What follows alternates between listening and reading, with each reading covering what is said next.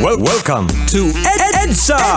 Kantahang pang-EDSA, sayawang pang-EDSA, EDSA! Tulugang pang-EDSA, EDSA! Kung nandyan ka, tutok na! Kasama mong natatrap. Diego Bandito! Go Diego! Go Diego! Go Diego! EDSA! Yo, mic check, 1, 2.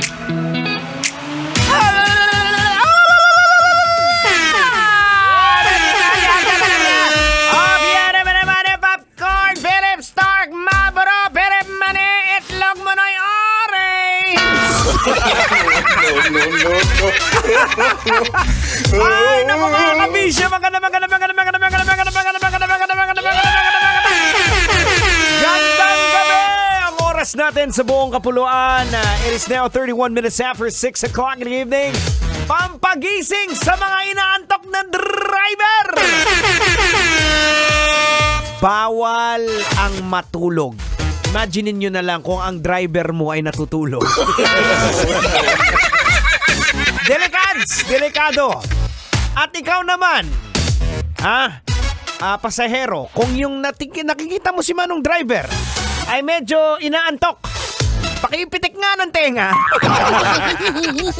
Naalala ko tuloy, di ba, pag medyo binubuyo mo yung mga bata. O sige nga, hawakan mo nga yung tenga niya, sige nga. Pambihira naman, oh. Pero eto na, Manong. Ayan, napangiti na kita. Ayos na yan. Eto na, makinig ka na. Pag-usapan na natin to. Magna cum laude na nagbigay pugay sa adopted parents niya. Napaantig. Oo.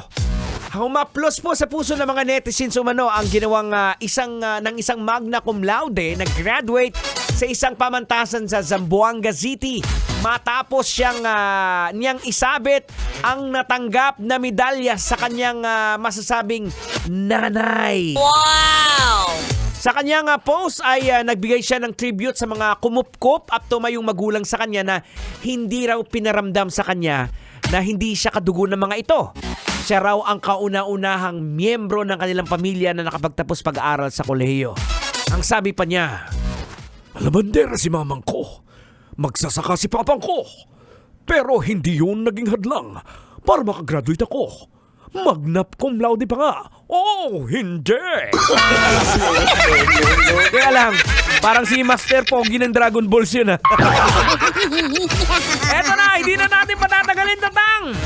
Sige, ikaw lang naman ang nagpapatagal eh. Aray! Sige, logican mo na yan.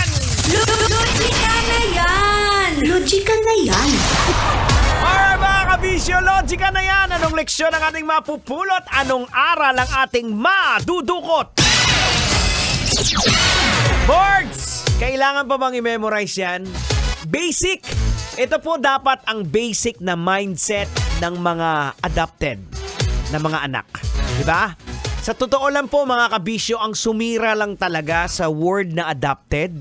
Kaya naging negative po ang effect is tayo rin po, kami rin pong nasa media.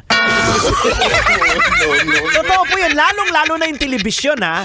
Kasi di ba yung mga napapanood mo sa pelikula, yung mga eksena, parang, wala ang karapatan!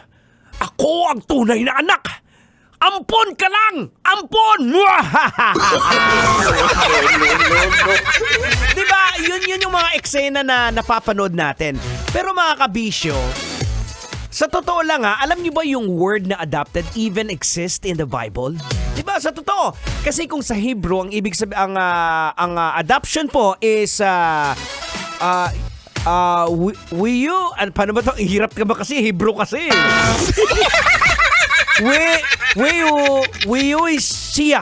Ayan, nahirapan tuloy ako. Kasi sa panahon kasi dati, pag adopted ka, ibig sabihin, binibigay sa'yo ang lahat-lahat ng taong nag-adapt sa'yo na 100% na karapatan. Ibig sabihin, kung ako yung nag-adapt, ibibigay ko ang aking pangalan, kung anong may ari-arian ako, ibibigay ko. So, the same lang kung ano ang karapatan ng isang tunay na anak, same lang din doon sa adopted.